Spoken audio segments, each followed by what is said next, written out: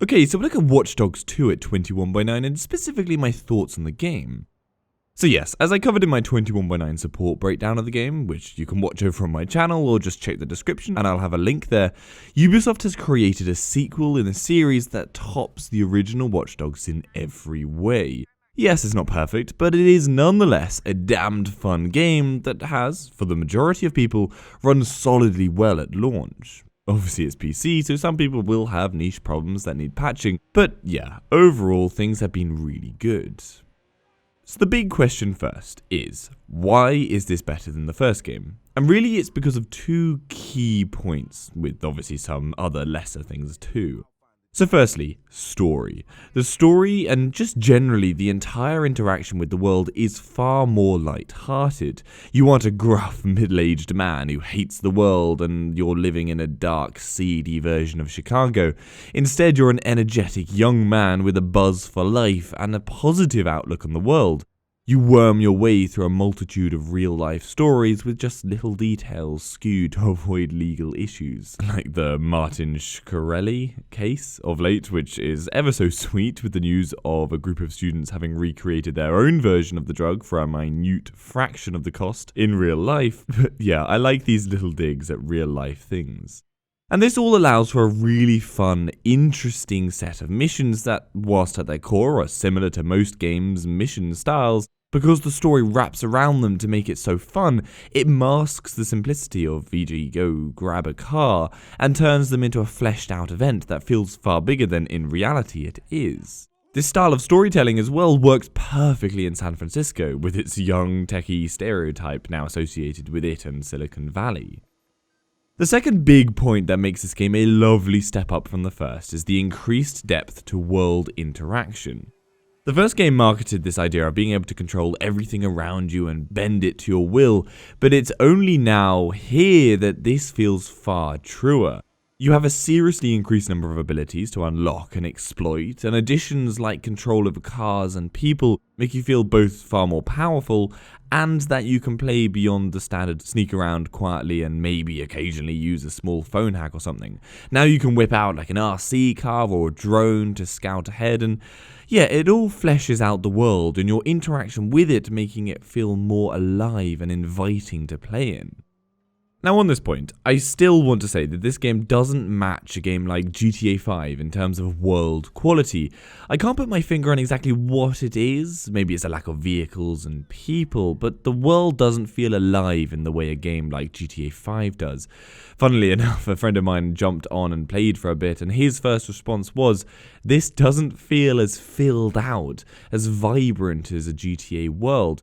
It's a common problem for open world games in cities that allow for a direct comparison to GTA, unfortunately, and whilst Ubisoft and others are getting better at reaching Rockstar's attention to detail, they still are falling short of the mark at times, and it is noticeable. Now on the setting, San Francisco. I was actually lucky enough on my road trip this past summer to visit the city and its surrounding landmarks like Palo Alto, among other places, and it genuinely feels like the real place, but just scaled down so you get the taste of an area without the true size.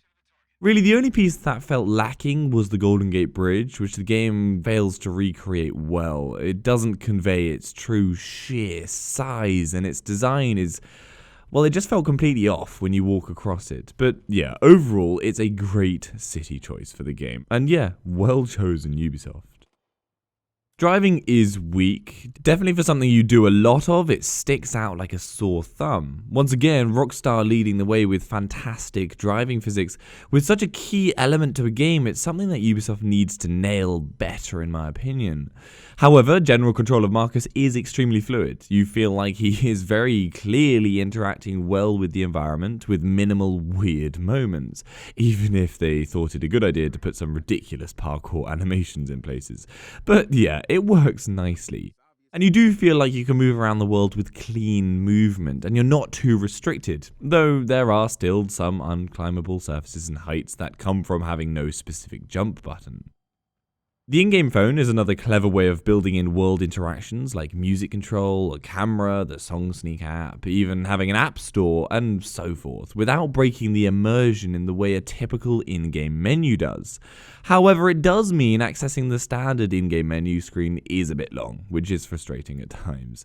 But yeah, this phone interaction works well, and it fits well in a game where its omission would have been blatantly idiotic. What person under 30 isn't on their phone all the time?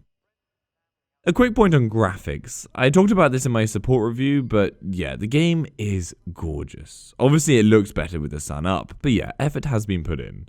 However, what does feel lacking is filler. By that I mean textures are beautiful, animations beautiful, but the world simply lacks enough stuff. A street doesn't have enough going on, not enough cars, random events, people, and so forth. And it comes back to my feeling of the world not quite feeling alive enough. It's a small point, but yeah, you'll notice it. I should say one thing that they did do well though is the general chat from NPCs. There are a lot of hilarious conversations you can overhear or hack into and read in texts. Now, backtracking, when you first load up the game, you'll find the clear point that Ubisoft wants to make throughout the game. You have no restrictions.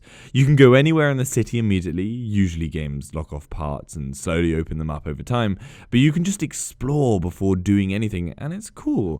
I did a lot of driving around before my first mission, just getting a feel for the world and my character. What I love about missions too is they take on this character trait of the game, giving you total freedom to complete them in many ways, and you do have a lot of tools to utilize to complete them how you want, and I really appreciate that. So finally, something I have seen a few people chat about, and something I've been thinking about whilst playing, and trying to see what side of the fence I fall on. Should you be able to kill in this game? Or more specifically, should you be able to use a gun? I would always have answered yes to this for any other game because I've always loved gunplay in games, but for some reason it genuinely surprised me that I really try and avoid using a gun at all times, only using non-lethal attacks as it doesn't really seem to fit in the idea of being a freedom-fighting hacker to go in and shoot all of these people. It's difficult though because realistically if you were going and doing the stuff Marcus does, then you would want a gun. Screw going into a gang lair who all have automatic weapons and you're left with only a taser. But yeah, it's interesting. It's something just to think about when you're playing.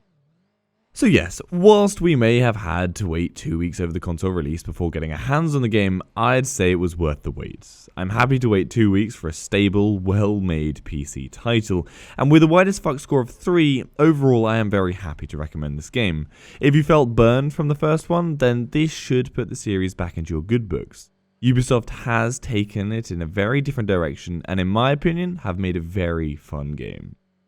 Anyway, I hope this gives you a better idea of what the game has to offer at 21x9.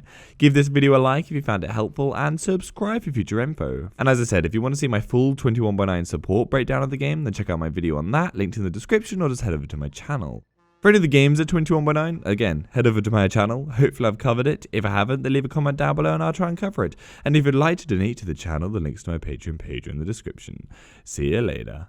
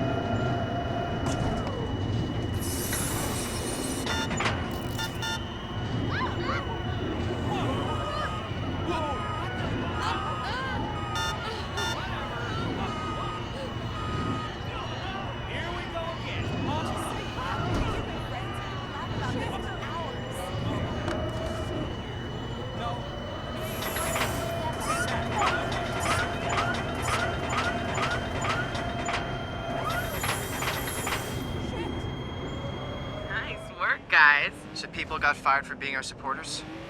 We should defend them. Not just our supporters. Anybody who's even curious about us. I'm gonna hit their main office. See if I can send a nice severance package to everybody they can.